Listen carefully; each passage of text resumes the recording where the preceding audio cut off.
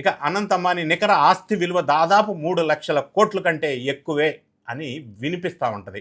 ఇది ఇలా ఉంటే మరి అనంత్ శరీర ఆకృతిని గురించి వచ్చే కామెంట్స్ చూస్తే మనకి బాధ అనిపిస్తుంది. ఆయన శరీర ఆకృతి గురించి వస్తున్నటువంటి కామెంట్స్.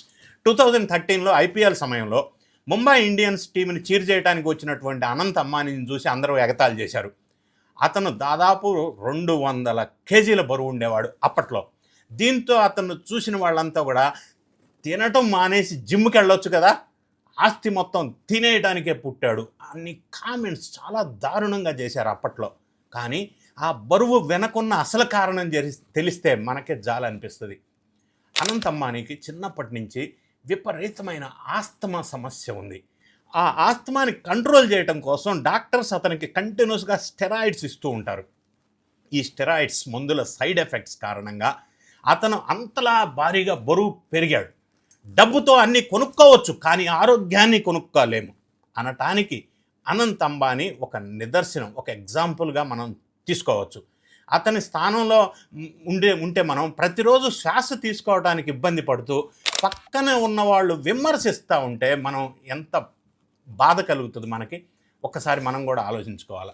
అయితే అనంత్ అంబానీ జీవితంలో ప్రధానంగా చెప్పుకోవాల్సి వస్తే ఒక అద్భుతమైన మలుపు 2017లో జరిగింది.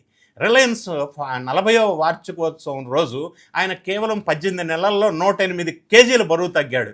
అందరూ షాక్ అయ్యాడు. అంటే రోజుకి 21 కిలోమీటర్ల నడక, 5 నుంచి 6 గంటలు పర్ డే వ్యాయామం, ఇంత కఠినమైన డైట్ పాటించి అతను ఆ అసాధ్యాన్ని సుసాధ్యం చేశాడు. అంటే ఒక పక్క విపరీతమైన ఆస్తమా సమస్య ఉన్నా కూడా అతను తన శరీరంపై మమకారంతో ఈ కామెంట్స్ వస్తున్న నేపథ్యంలో చాలా కష్టపడి తగ్గాడు సైజు. దురదృష్టవశాత్తు ఆస్తమా మందులు వాడటం వల్ల కంటిన్యూస్గా అతను మళ్ళీ బరువు పెరగవలసి వచ్చింది. డాక్టర్స్ ముందే చెప్పారు ఇది పర్మనెంట్ కాదు. కానీ అనంత్ మాత్రం ఆ ప్రయత్నం చేసి తగ్గే ప్రయత్నం అయితే చేశాడు అప్పట్లో.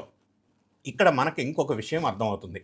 లక్షల కోట్ల ఆస్తి ఉన్నా సరే అతను తన శరీరంతో చేసే పోరాటం మాత్రం సొంతగానే చేయాలి, వేరే వాళ్ళు చేయరు. దానికి వేరే వాళ్ళు సహాయం ఎవరు చేయరు.